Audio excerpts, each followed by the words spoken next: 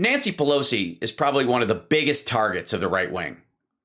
It's brutal, nonstop. They're always after her. They're going to end. Trump says every single time, we're going to end Nancy Pelosi's political career, right? Sometimes he says we're going to end Nancy Pelosi, and then he has to fix it after everybody's applauding like a bunch of hyenas. So let's take a look at one of these right-wing organizations. This is titled, "This Clip of Nancy Pelosi Showcases Our Dystopian Future." This clip of Nancy Pelosi, I don't know why this showed up in my inbox today. Gee, I can't imagine.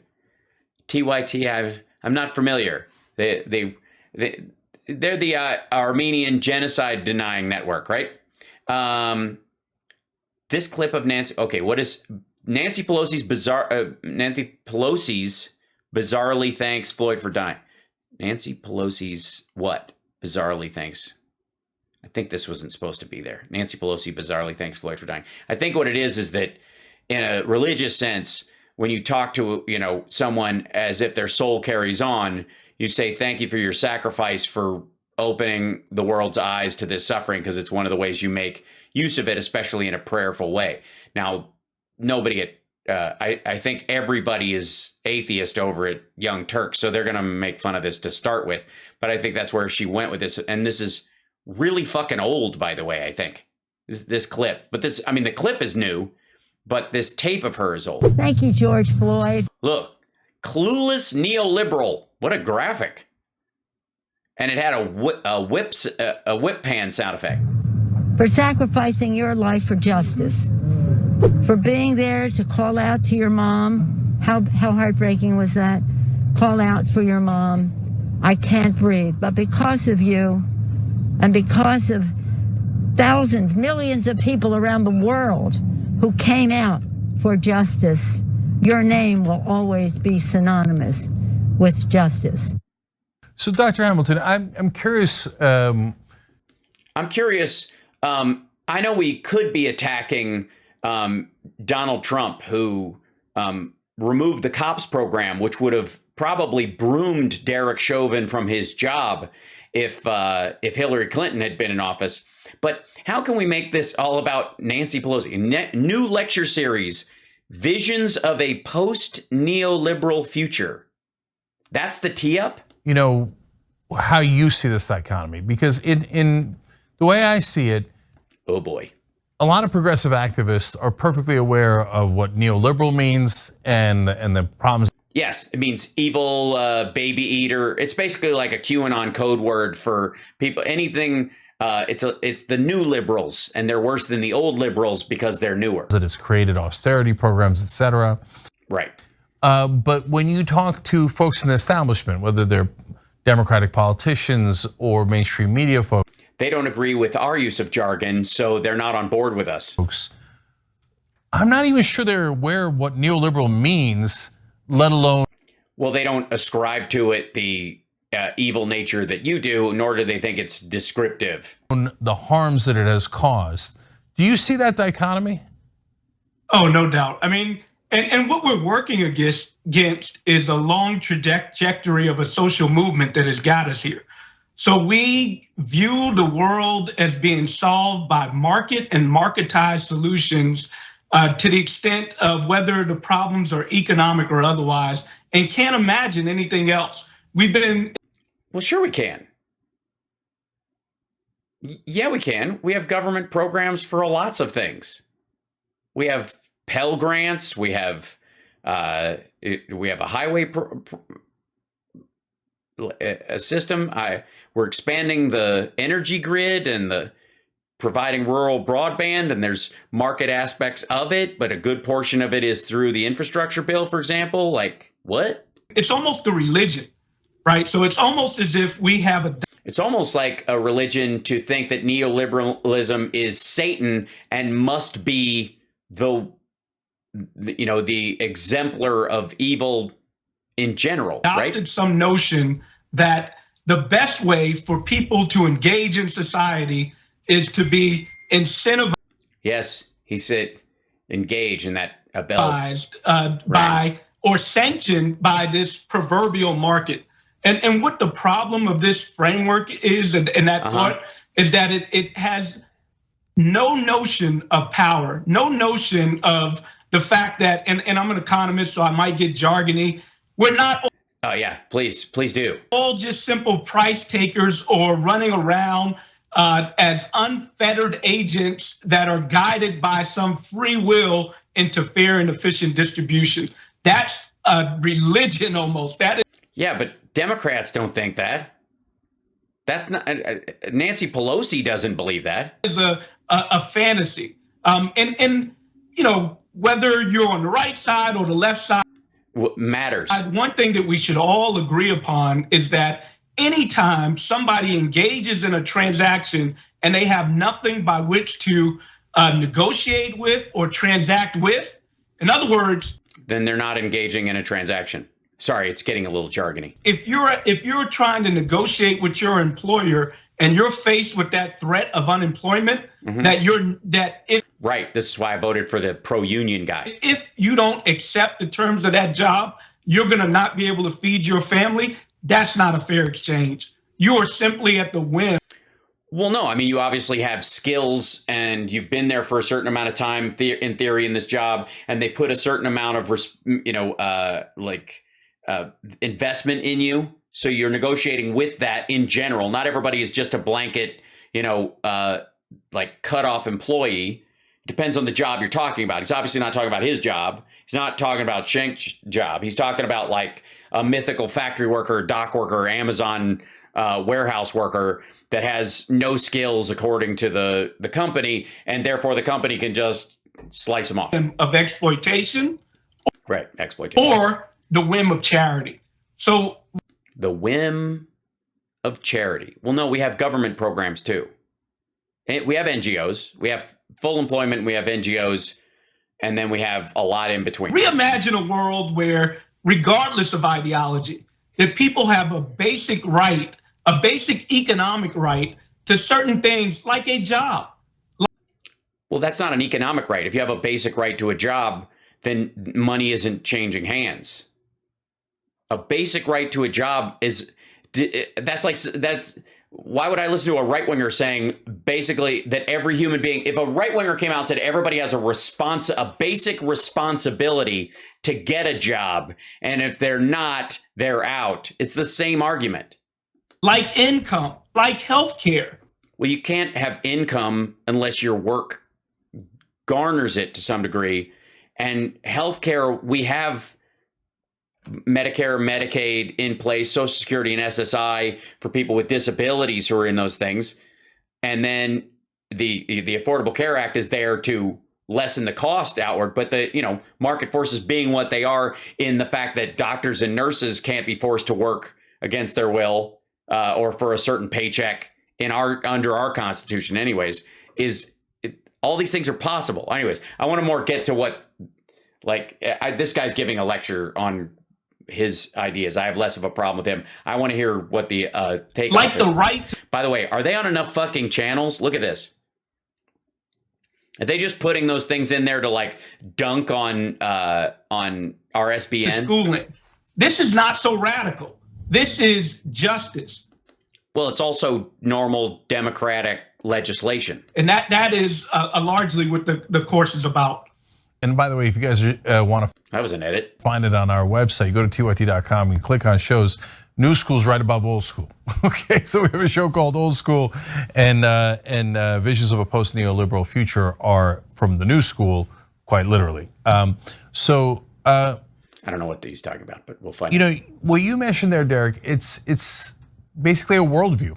You call it almost a religion, but it's a world. It's how they see the world, and do they? They've united around that idea. Who are they? Nancy Pelosi, by the way, is who he's talking about. He's not talking about Republicans. And this guy's saying that it doesn't matter whether you're left or right. This is two legs in the same pair of pants. No difference between the parties. They're the same. The Alitos and the Gorsuches and the Roberts and the Coney Barretts, same as the Sotomayors, same as the Jacksons. That's it. The same. And it drives them. So, and neoliberal to me, unfortunately, is a confusing term because Is people think, oh, liberal, a lot of folks haven't caught on. They think that that means the left. It does. I mean, it did until I guess you guys broomed it to the right. And that means progressive. No, I think a lot of people mistake progressive for being on the left at this point. I would consider him a right winger at this point. But it doesn't mean that at all, right? No. And yes, this is welcome to the Young Turks, where words go to die. a lot of Republicans are neoliberals, and unfortunately corporate Democrats. But what I was going to lead to, What I was going to say is anybody who doesn't agree with me is basically a Republican. there is And anybody who used to be like the squad, fuck them because they didn't do everything I wanted. And if we can't have anything, nobody gets anything. is it hurting the If we can't get everything, nobody gets anything. left politically that they will not acknowledge, the Democratic establishment will not acknowledge the concept of neoliberalism? Well, because it's your standard. Everybody knows what neoliberalism, like they know what Nietzscheism is, or the existence of Atlas Shrugged, or, where Rand Paul buys this fresh squirrel every day to put on his head. Nobody gives a fuck. It's not definitive of the actual programs. And you use it as a catch-all bin for everything that's not what you want. He's a neo-progressive. There you go. I made up a word, and he refuses to acknowledge the bucket that I have put him in. So it's driving the electorate to, well, I know that isn't working for me. I know I don't have the same economic power as my boss. I know that they. Of course you don't. That's true at TYT. He fought the unionization of TYT. He's the boss. I'm sorry, do they have a rotating co-op of speakers that are allowed just randomly? Does the camera guy get to speak an hour every day too? They say there's not enough money for my wages, but I just saw the boss got $60 million exit package, right? That's a little difficult for him to call out because that's what he's hoping for. And when the establishment Democrats tell folks, no, don't believe your lying eyes, everything is great. Is that what he's talking about me? So he's talking about people like me who actually want real progress, actually to move the ball forward, and every increment counts because it's the goal in mind, not like all Hail Marys or fuck this game, I'm going home. Does that drive people to the right? And yeah, that's what it does. It's what happened to Cenk. And hence is terribly counterproductive. It drives people. Yes. It drives people to the right. If it drives you to the right, were you ever liberal or progressive to start with? I would have to agree. Oh, thanks, Andrea. Did I miss something? Hold on. Did I miss hold on. It's in a different standard because I have this thing running over here. Doobity-doo. Sorry, I missed it. Oh, yeah. Do-ba-do-do.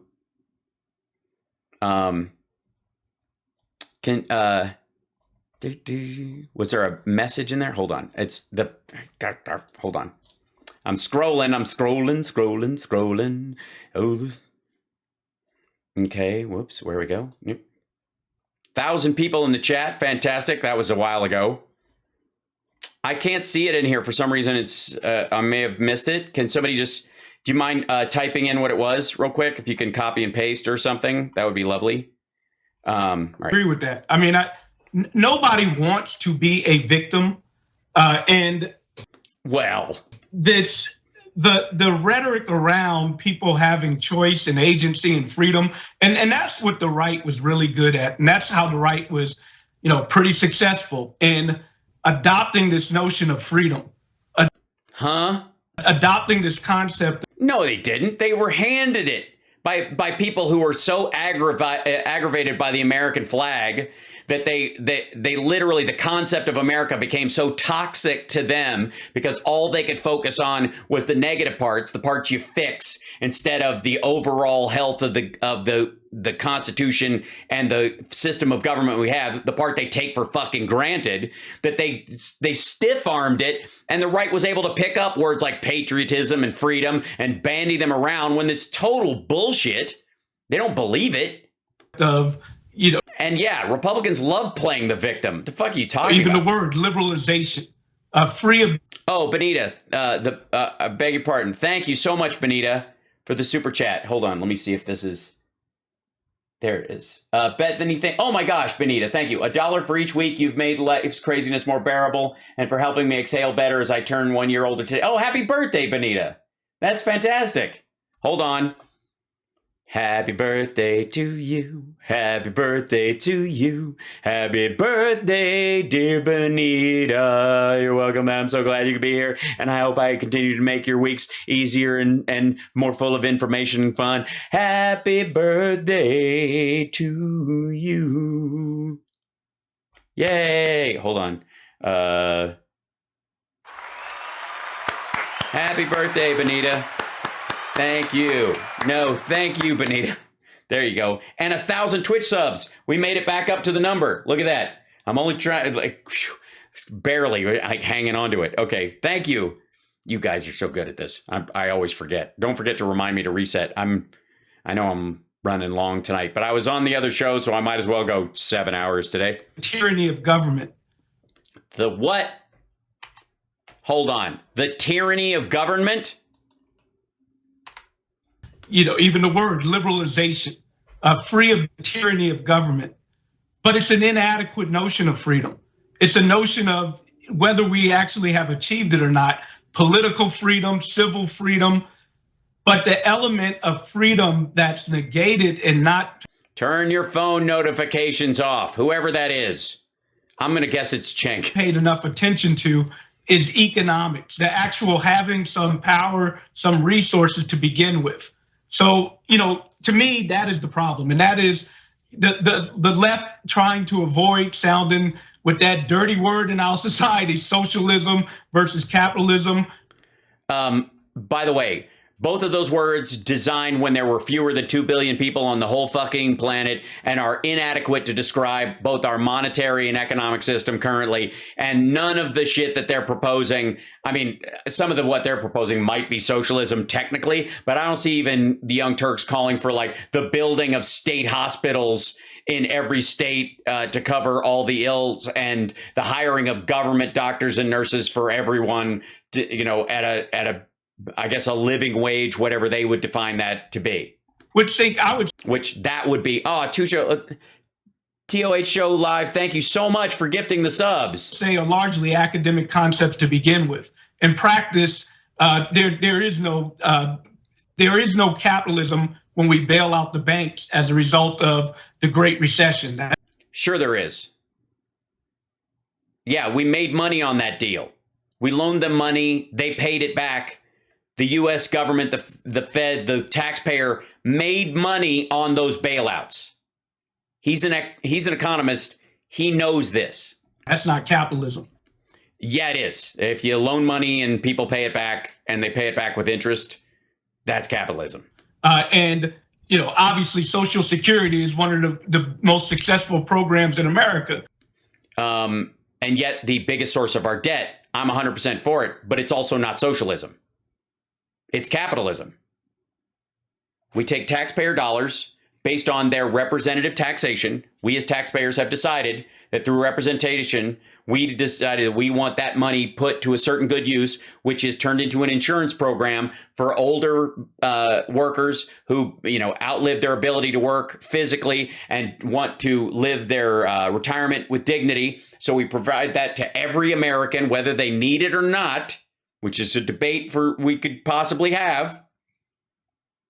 Maybe there's a big patriotic push for people who don't need their Social Security when they're old to either will it to somebody in their family that has a disability, or they can just give it back, or say, I would like this, check this little box and my Social Security payment can go towards infrastructure, or I like it for defense. I think it should go towards healthcare. I think I would love mine to go to the CDC or the NIH or to college programs for people who are studying to find the cure for cancer. That might be a good idea. How about that? Little checkbox. And you don't have to pay taxes on it again the second time. Just throwing that out there. But secondarily, it's not socialism at all, because they give you money and you go spend it wherever you want. You don't go to a government store. You don't go to a government hospital. You don't go to a government in which you get your check from Social Security. You spend it wherever the fuck you want. And that is a government-run program. Yeah, we know. We've had it for a long time. We think it's good.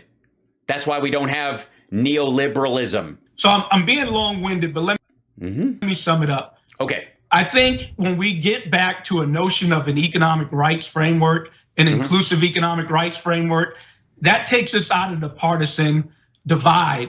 No, it does not. Dude, it so fucking does not. If you think you're going to win over maggots and Trumpsters with talk of large government-funded programs to equal out the workers' rights versus business owners' rights, and you think that's going to appeal to working class Republicans, you're out of your fucking mind. Because hype train. What it is saying is that I don't care where you are on the political spectrum. I do. I especially when you start out by saying, I don't really care if you're super right wing, Charlottesville marcher with a tiki torch saying Jews will not replace us, as long as you're not Nancy Pelosi. Now I care. I have a preference. I have a view of the world order, but which is what? Again, I'd like to emphasize that if we're talking about fairness, then people should not be hungry. If we're talking about fairness. I agree. That's why I voted for the lady who helped get S-chip through and believed that postnatal care for impoverished women, that health care in and of itself should be available to poor people regardless, or even after school programs or school lunches. Shit like that isn't controversial on my side of the aisle. Fairness, then people should be able to get educated. And then if you want to have a market economy, go at it. We do. We have a public school system. We're not inventing this shit from scratch. What are you talking about? If you want to have what planet are they broadcasting to with this? I guess he has a show on TYT that they're pushing. Look, if you want to say that some people in office are overwhelmed with corporate interest, and because their states, in the case of West Virginia or Wyoming or some of these states, are 100% locked into one industry, like cattle ranching or fucking coal or shit like that, and we got to find a way to diversify these economies. One of the ways you do that is rural broadband, a broad electrical grid, and the ability for people to, travel all over and not have to choose between what rights they can have as women and what rights they can enjoy. That kind of stuff, which is very distinctly something that Democrats are trying to make happen and Republicans are trying to stop. If you want to detach these, dark money from politics and these people who are in the pocket of big business, one of the ways you do that is get the resource businesses out of the way with new renewables, because it's way harder to be in the pocket of one solar company over a bunch of solar companies. There is no big solar or big geothermal or fucking big wind, except for Trump and these guys. Whereas big oil is a one tank policy. It's easier to be controlled when you have these singular states with 2 senators and 1 million fucking people in them. That's fine. That's a conversation worth having. But don't pretend we don't actually have the system we already have. Some deregulation, go at it. But no, don't go at it. Some deregulation. Why don't you just roll some fucking dice while you're at it? Let's ensure, first and foremost, that government fulfills its fiduciary responsibility, which is to its people, and make sure that people have adequate income, a job. You can't. That's not their fiduciary duty. Unless you're going to force everyone to work. I mean, he seems like there's a caveat. Hold on. Make sure that people have adequate income, a job. I'm redundant, but. Yeah, but are you going to force someone to work? What if somebody can't work? Which job does the government ensure them to have? It's so fucking weird. Again, I like, it's fine to have these, you know, I mean, this is the problem with this is economically, this is like a discussion of who can, you know, whether Superman could beat up the Hulk. It goes nowhere. I do need some pickles and bananas dancing. Thank you, Sarah. These are basic rights that I think take us out of the partisan. They're not rights. Nobody has the right to a job. It's weird. You could say that people deserve, I mean, if you're going to talk about UBI or some shit like that, and you're like, people shouldn't fall below a certain line. But you can't have those kind of rights without everyone else having a responsibility. Life is something that no one else is responsible for you staying alive. They don't have to jump between you and a bus to protect your life over theirs. That's just true on Earth. So there is no responsibility unless someone actively takes on that responsibility. They become a police officer, a firefighter, an EMT, a nurse, a doctor. That's where they have responsibility for you because their life is predicated on that responsibility. The rest of the time, you have responsibility to keep yourself alive. If there's not, I mean, unless we're talking about like digging a hole, one guy digs a hole and the other guy is paid to fill it in, I don't know what they fucking mean by everybody deserves a job. We're not talking about like shelter. That's a reasonable thought. Divides. Yeah, look, I've said it 1,000 times on the show, but if my dad didn't get a free college education back in Turkey in the 1960s, we'd still be olive farmers in southeastern Turkey, right? Which sounds like a lovely life. I didn't get a free college education here. I did okay. I'm doing all right. Right. So, and also, what happened? Turkey gave you guys a free college education and you went someplace else and made money. That gave you equality of opportunity. And here, ooh, now we're getting into equality of opportunity versus equity versus equality. Now, this is a right-wing conversation that we are about to see happening by their own definition. This is not what I would call it. But if you talk about the fight between equality of opportunity versus equality of outcome, this is the kind of shit you hear on fucking Ben Shapiro. This many years later, 60 years later, in America, in the richest country in the world, we can't get anywhere near the opportunity my dad had as a farmer in Turkey. Sure you can. You can get very near to it. I mean, there are grants, there are scholarships, there's in-state tuition, there's, and I don't know what he went to college for. That actually defines the whole thing. Did he go to college for journalism? I doubt it. But what did he go for? Because ultimately what happened to Turkey, apparently one of their college educated got a college education and left the fucking country and took all that income that Turkey paid for him to have a better education to America. That's unbelievable.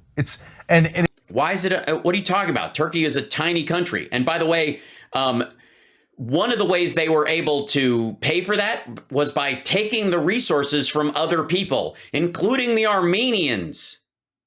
It's impossible to make the case that we don't have enough money.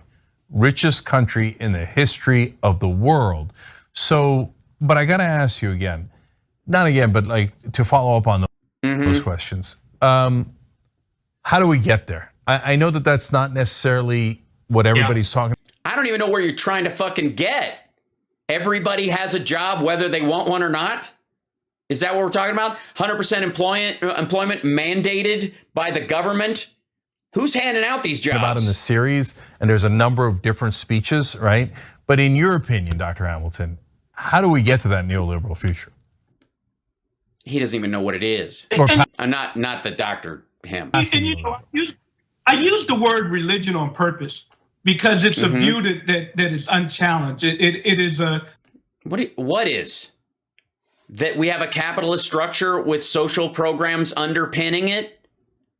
That's not a religion. It's a mechanical act. You don't have, trust me, atheists know there are market forces, a capitalist structure pegged to regulations and a monetary system defined by the Fed, which is an appointed board from a representative government that we live under. And with it, we have social programs that we have voted as representation of our taxpayer desires, because taxation with representation is what this whole fucking place was about initially, that we can pick where our money goes. And a lot of those programs we picked, and as a Democrat, I continue to pick by the people that I vote for, are shoring up Social Security and make sure it stays, in the green, in the black, as it were, and then like Medicare, Medicaid, school lunch programs, shoring up the public school system so that you have that baseline to work from.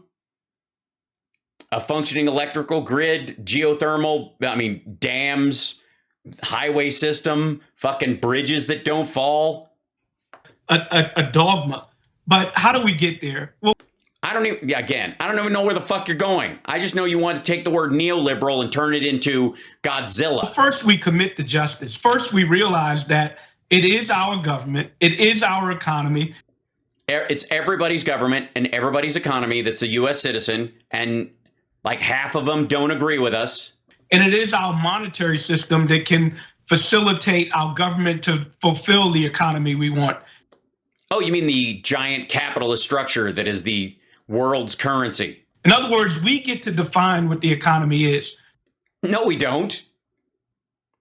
What? We get to choose if we're going to emphasize GDP per capita without any notion of distribution or equity. What? No, we don't. Nobody does. Not in that regard. Gross domestic product from the country is what's selling overseas and what's selling inside the United States, and what services are being used and what services are, here and abroad.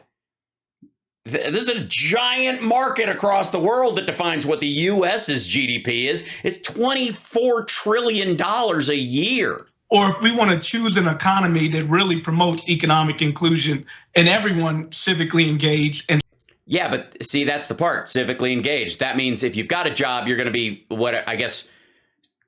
physically, socially responsible for showing up to some kind of a job. What do? Work at a call center because you're forced to by the government? I don't know what these guaranteed jobs are. That's my curious part. I don't mind some sort of like taxpayer funded, say like Army Corps of Engineers meets, public excavation and works program, where if you've got a skill and you're retired and you don't want to work full hours, but you like getting out in the sun, and you're a farmer, or you know a little bit about irrigation, or you were like an air traffic controller, for example, and they need people daily to watch like the traffic lights in a city, not airplanes, cars, and somebody's got to manage that, and you can work like 2 days a week in your retirement and add to that. That's great. That's awesome. It's part of a public works idea. But I would love to hear this. It's so very weird. I would love to hear what these jobs are.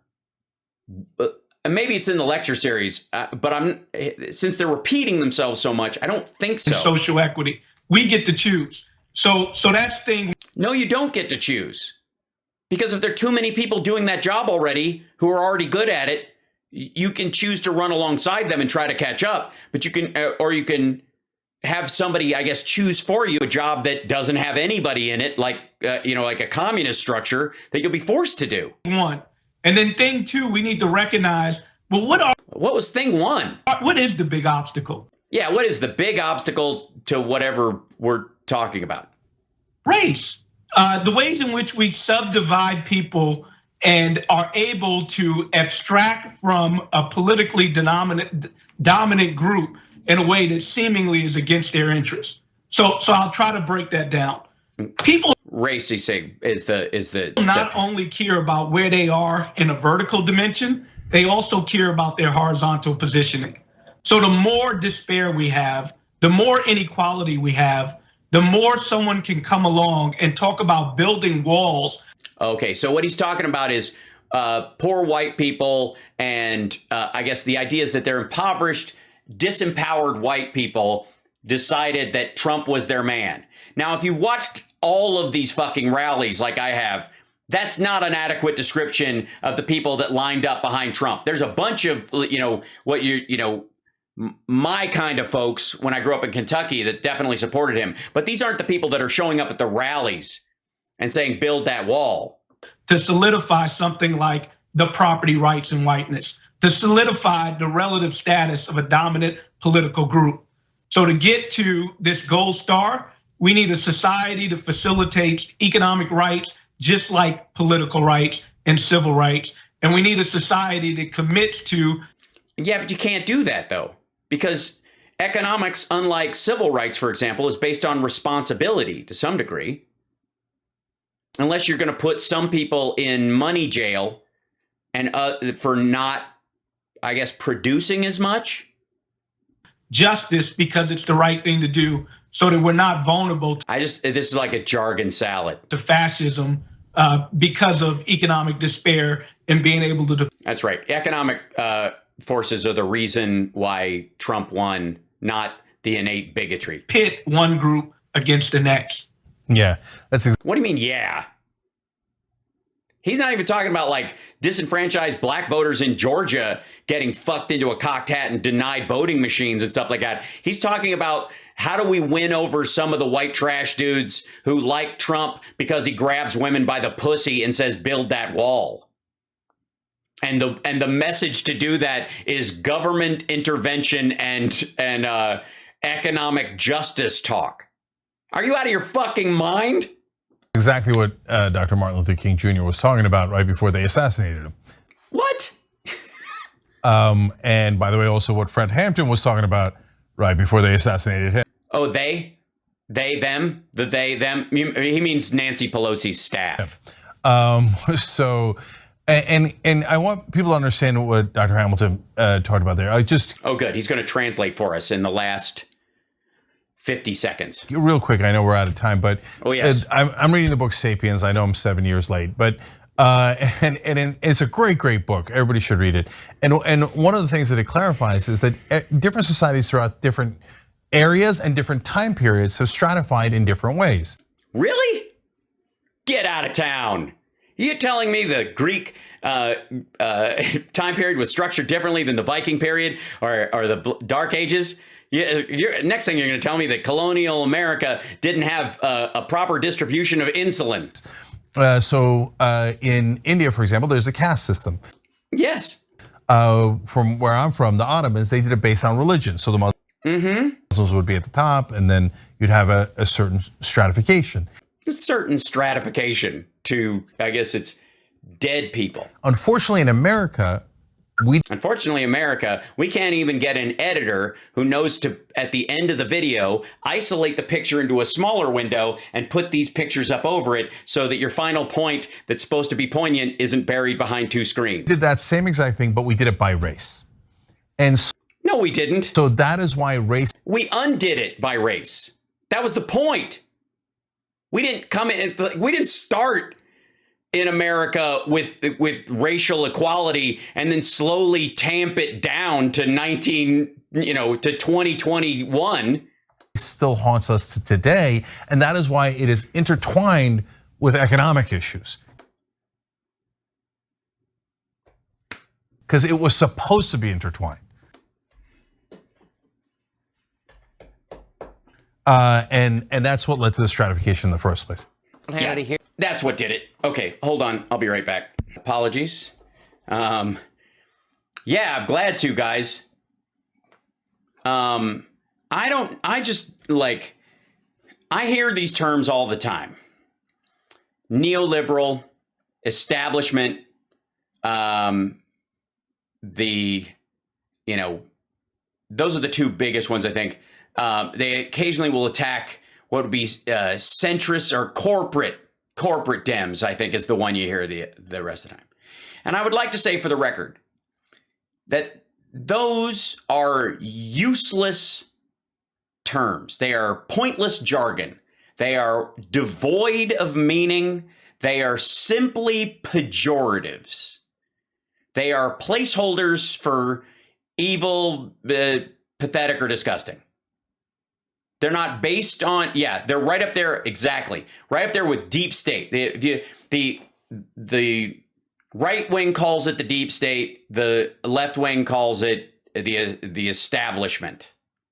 They're stuck in there and you can't get them out. They control everything. Even if you put people in there, even if you elected the perfect person, there's this establishment in there that fucks up the whole thing. There's this deep state that's in there, the whole thing. The corporate Dems, the rhinos that are not indicative of what the people want.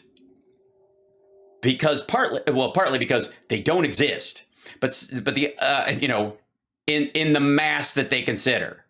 And it's a brutal oversimplification that just means to, when the right does it, we make fun of them all the fucking time. Because every time Trump says fucking rhino, we're eating popcorn, because I know what it does. I know the impact of that talk on the electorate.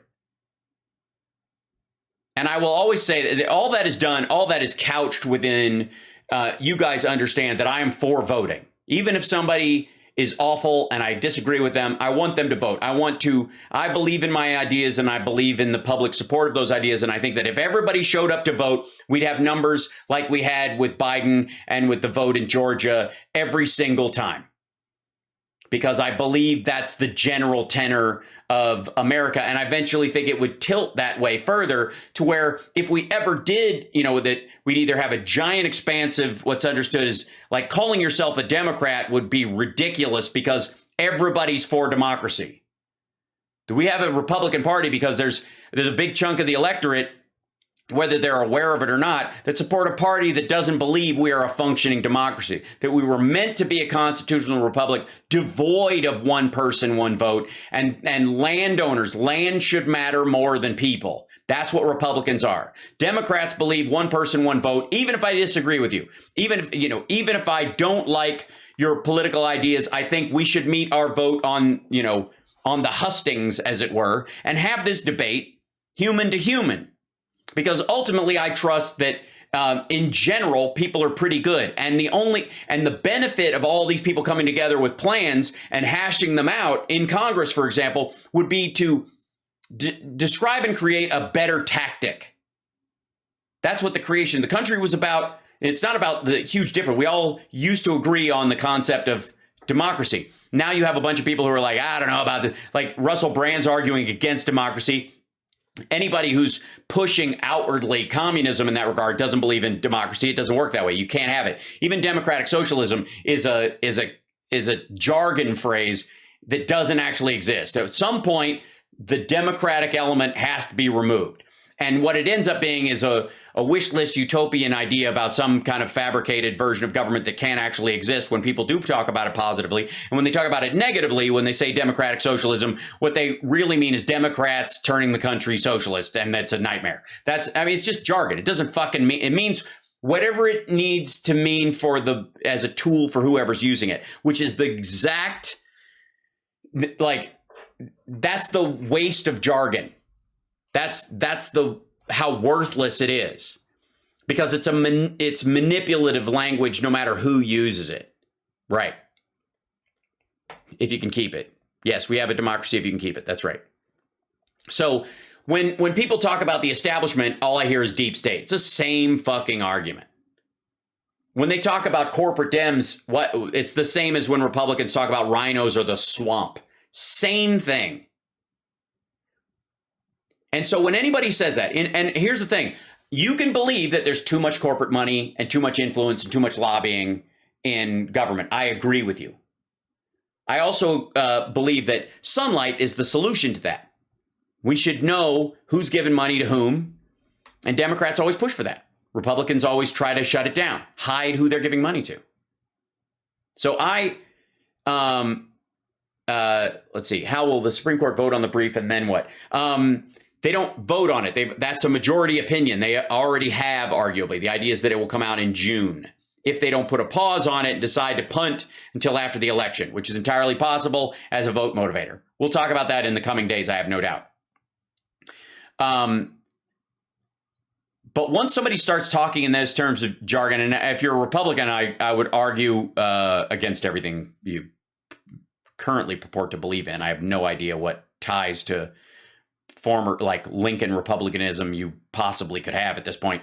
Because you guys suck at economics and you're terrible at national security and you blow when it comes to anything but gutting the country. I don't get it, but I'll gladly argue with that over coffee, and you go vote your way and I'll go vote my way, because this is a democracy and it lives on those standards. And that, because I'm a Democrat, that's the basis on which everything I discuss is predicated on. Everything is predicated on the idea that everybody gets to vote.